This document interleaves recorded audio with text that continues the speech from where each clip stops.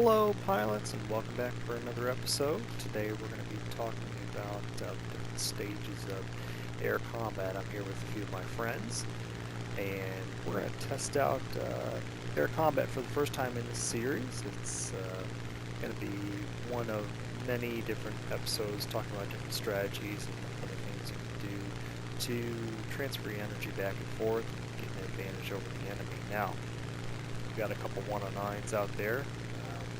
We're just hanging out here while we're talking, but basically you want to think about air combat as four different phases. So there's detection, which we've done.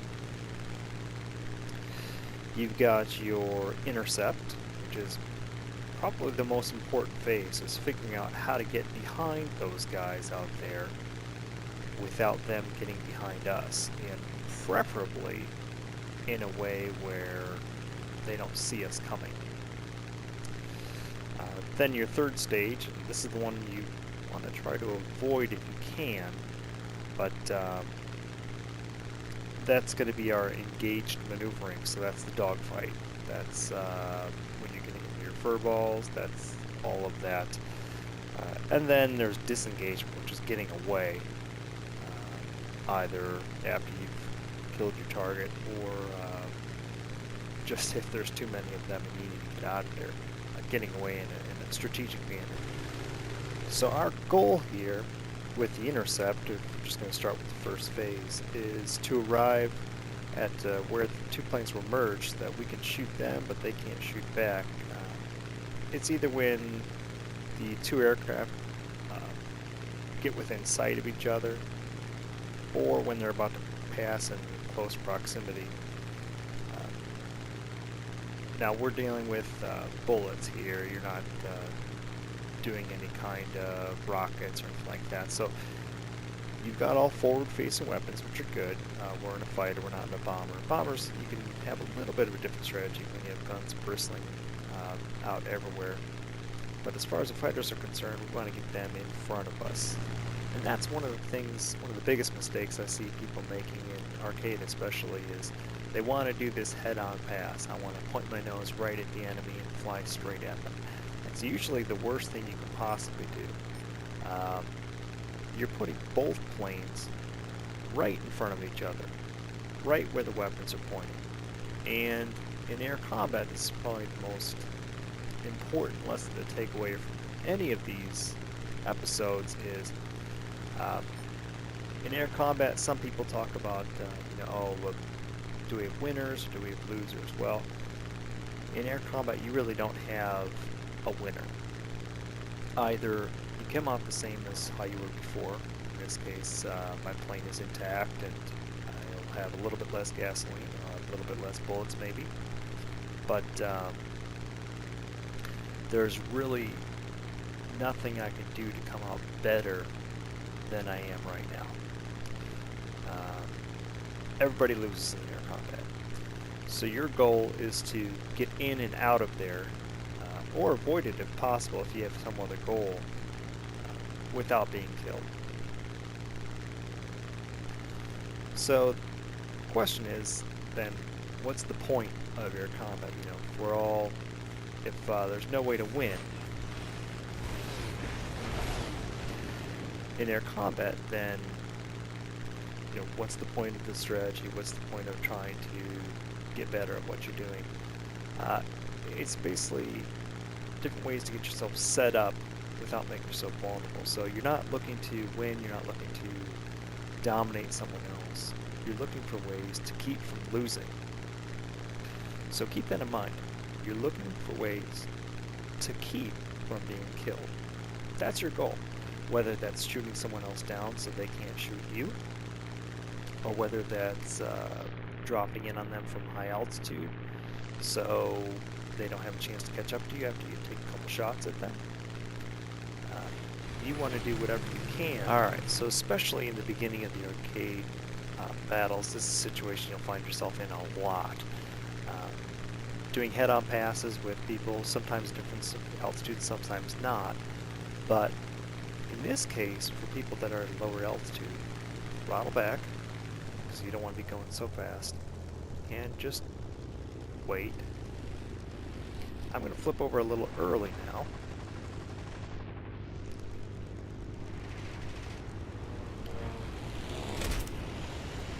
And you see? So, without even my throttle on, completely overshoot. This is something that people, they don't realize.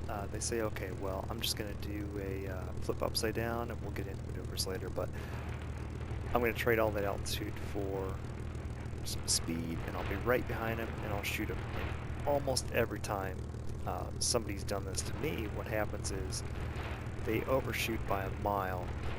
They end up right in front of me, and I can usually shoot them down. And I can't tell you how many times people don't judge correctly. They end up pulling right in front of me.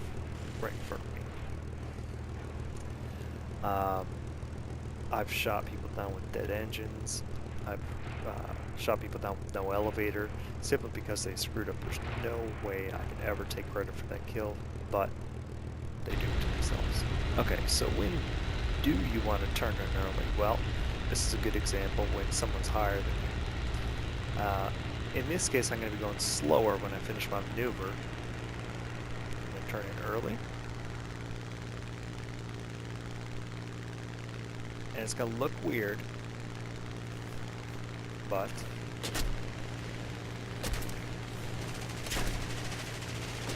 here they are. Now I'm getting shot up pretty good because I'm right in between them. But yeah, I'm going slower than them, but this is what I needed to do to get into a firing position. So you can see there, it really wasn't difficult for me at all to, even with the separation of several thousand feet of altitude, to kind of guesstimate when to turn in. These bombers fly pretty slow, but I can guess where to turn in early like that, and that puts me right behind them. The mistake that people make, especially in arcade, is, and I say that not because arcade players are bad, it's just people usually don't spend the time to try and get better in arcade. They save it for realistic. But in arcade, it's great if you know this stuff, because you can really clean up and get those research points, get those planes unlocked. So what happens here is they'll wait until the planes are directly overhead of them. They'll pull up, level out, and find that the plane is a half mile ahead of them, 3/4 of a mile, full mile ahead of them, and they're going slower. There's nothing you can do at that point. They're gone. They're on the way to bomb your base. They're on the way to capture an airfield. Nothing you can do. Okay, so we've done it when you're higher. We've done an interception when you're higher than them. We've done an interception when you're lower, so now of course we're going to look playing field. And this is almost exactly the same as when you're coming up from... So I'll try this again.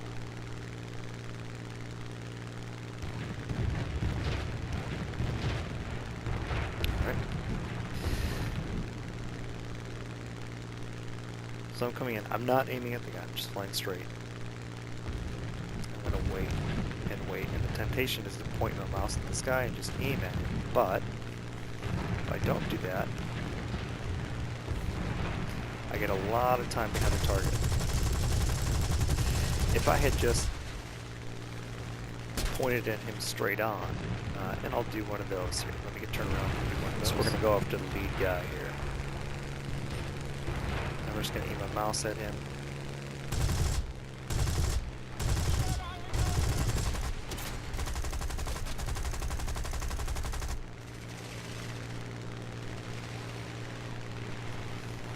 So I've missed that.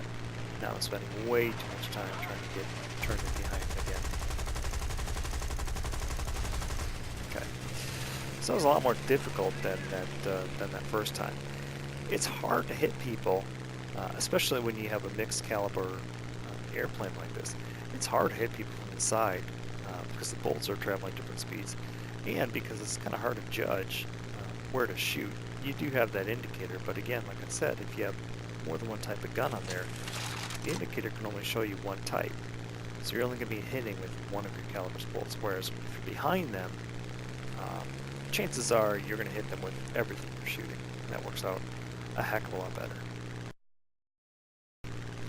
Okay, so we'll do a little bit of a recap here. I'll tell you the actual official names for these maneuvers. So when we're above the enemy like this, what we're going to do is just do a straight vertical trade-off of altitude for airspeed. That's called a split S. And you can think of it as an S that's split. That's where the name comes from. So we're going to be patient and wait. And then now I'm going to go. My goal is to level out at their altitude. Okay, so that was split S. Now we're going to do the opposite of that, which is called the Immelman. It's named after a World War I ace who used the move very well. Now again, I'm going to wait until they're in front of me just a little bit. And the higher they are, the more I need to wait.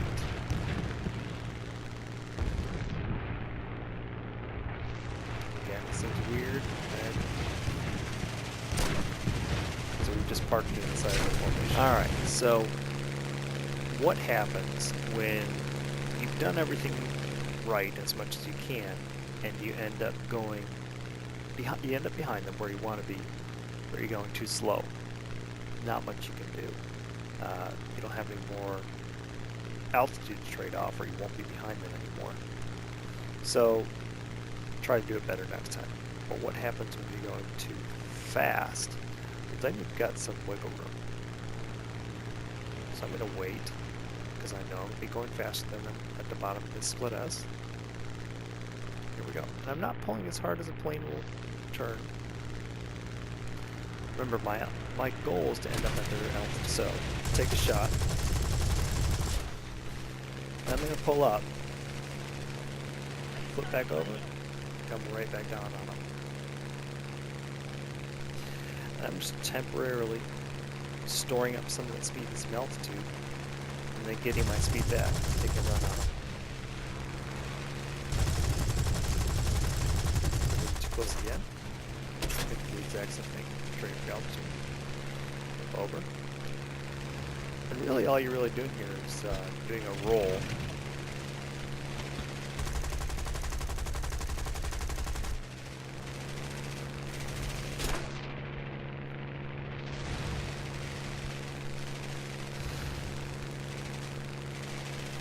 So if I'm coming in too fast, I'll come in, roll.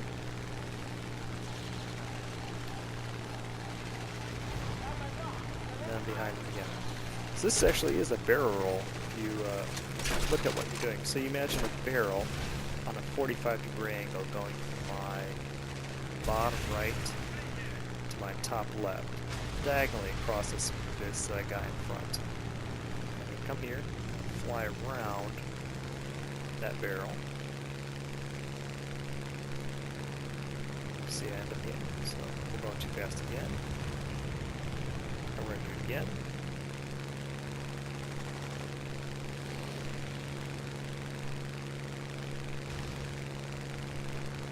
And I end up behind them again.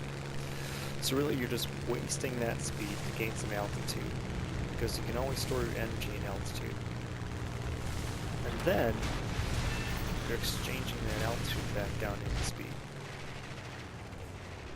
Alright, well that's it for this time. That was Intercepts with split S's, Immelmans, and doing some barrel rolls there at the end. But it's all the same theme, is it's trading energy back and forth between altitude and airspeed.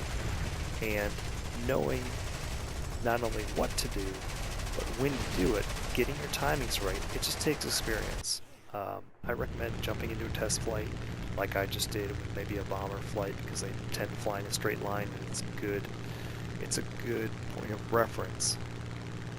And just teaching yourself that timing and just make it second nature. I guarantee that once you get used to judging people's airspeed, judging timings, you'll find it to be very enjoyable for your own research points, for your own lions, and for your own wins. If you have any questions, please post them in the comments. I'd love to hear from you. Please give me a like. Please give me a subscribe. That's how I know that you like what I'm doing. I am doing this for you, so please go ahead and click that. It helps me a lot. And I'll see you next time. Without them getting behind us, and preferably in a way where they don't see us coming. Then your third stage, and this is the one you want to try to avoid if you can, but that's going to be our engaged maneuvering, so that's the dogfight. That's when you're getting into your fur balls, that's all of that. And then there's disengagement, which is getting away, either after you've killed your target with bullets here, you're not doing any kind of rockets or anything like that. So you've got all forward-facing weapons, which are good. We're in a fighter, we're not in a bomber. Bombers, you can have a little bit of a different strategy when you have guns bristling out everywhere. But as far as the fighters are concerned, we want to get them in front of us. And that's one of the things, one of the biggest mistakes I see people making in arcade especially, is they want to do this head-on pass. I want to point my nose right at the enemy and fly straight at them. It's usually the worst thing you can possibly target, or just if there's too many of them and you need to get out of there, getting away in a strategic manner. So our goal here with the Intercept, we're just going to start with the first phase, is to arrive at where the two planes will merge so that we can shoot them, but they can't shoot back. It's either when the two aircraft get within sight of each other, or when they're about to pass in close proximity. Now we're dealing.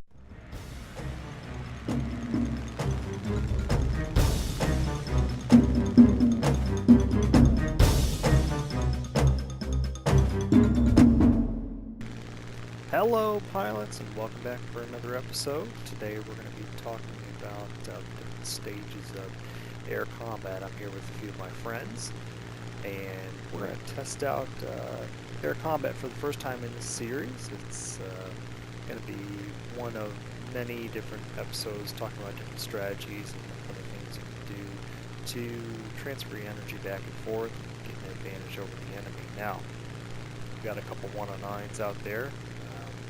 We're just hanging out here while we're talking, but basically you want to think about air combat as 4 different phases. So there's detection, which we've done.